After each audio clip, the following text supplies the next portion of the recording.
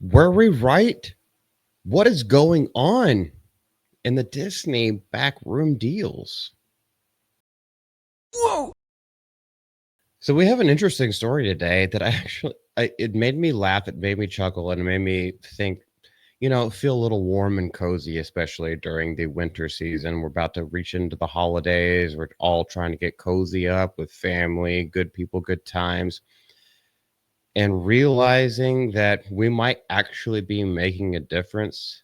Maybe not me myself, but just the movement, which includes you. There's something that Pixar has to say to Disney, and let's get into it. Edit, cut in. I misspoke. Disney was the one pushing back on Pixar. So there you go. I fixed it. So Disney is actually canceling divisive Pixar content and declaring that parents prefer to discuss certain subjects with their children. I wonder who's saying that and why. So this obviously comes with one of the new movies that they're trying to promote. It's called Win or Lose. And yes, this is the same studio behind Lightyear, which is one that put the little lesbian two mothers in there. Apparently, they had an entire gender focused storyline in the new series. In the new series, so I guess maybe it's a TV show. I don't know. Pixar's not usually known for that, but maybe we'll find out later. So, in an astounding about face, the company stated that, yeah, let's leave it to the parents. Quick little side note, the problem is that parents, for the most part, well, okay, maybe not in the most part, but there are a plurality of parents who don't parent their kids anymore. They just shove screens in front of them because they're too self absorbed.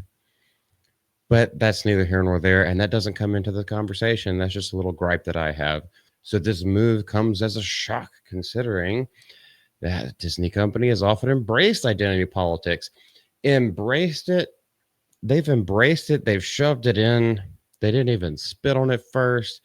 They've just putting it into everything, especially with the kids, which is what has been so concerning to most of the fans and people who's like, can we just turn our brains off? Can we just go have a family film that doesn't have all this other socio-political stuff injected into it? For the last few years, Disney has said no, but maybe now they're pushing back because they see stuff like Inside Out 2 and the success it has gotten, Moana 2 and the success it has gotten. Perhaps that's their reasoning. Or perhaps it has to do with what we've been talking about, which has been the election and the popularity of Elon Musk and how he's trying to free up Twitter more, like more free speech, more just like, I don't know, what's the word for that? Self governance. So, just on a little background, Win or Lose is a Disney Pixar original series following a middle school co ed softball team called the Pickles. While they're trying to go to the championship game, each episode of this limited series, so it's basically a mini series, explores the home life of a different character, including everyone that's involved in the community. I could totally see why they would have an entire different separate line storyline for all of this because they're trying. Oh my goodness, this sounds absolutely retarded, and I don't think anybody's going to watch it.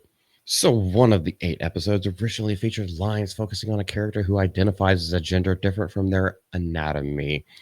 Because if we have, of course, this small percentage of the population with a high percentage of not being around for very long, of course, they have to have representation. That's what Disney has been doing for a long time.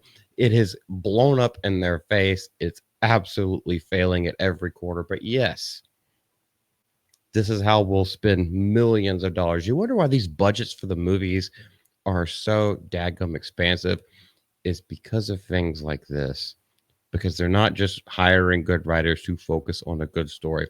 They're hiring all kinds of other companies, consultant groups, and everything like that in order to make sure that, like, well, in order to not offend a certain side of the aisle, we have to offend over half the population of the US, much less. And what they don't understand is they're offending is a gay word, by the way, but they're also pissing off the foreign market. The foreign market doesn't want to see this for the most part either. So I don't understand what their business plan is. Maybe they're finally bringing it back. Let's look more into it. So even though that was in the script, Disney has confirmed to the Hollywood Reporter that it's cut those lines. It's cut that storyline out. The pride centric. You can't just be different. You also have to be proud of how different and aberrant you are. Surely that's where it all comes down to.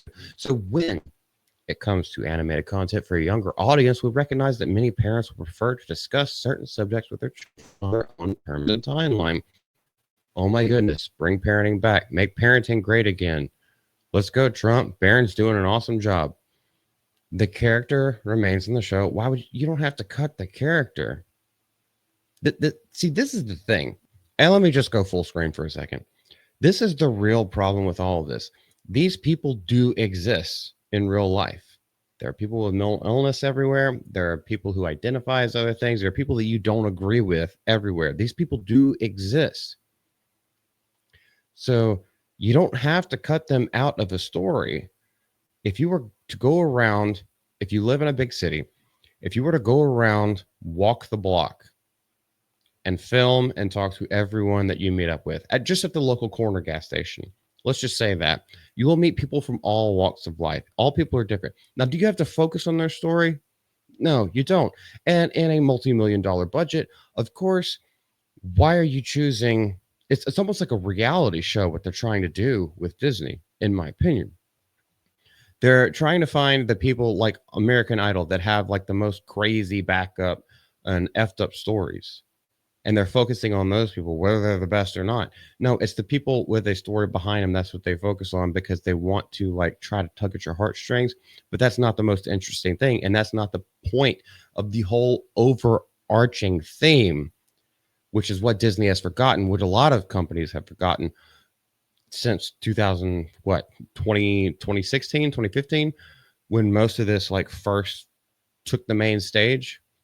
When they all started to do this in the first place, it's what they forgot is that the main themes of the actual story took a back seat to messaging and hyping up people who just like, oh, they have got this weird thing in their life.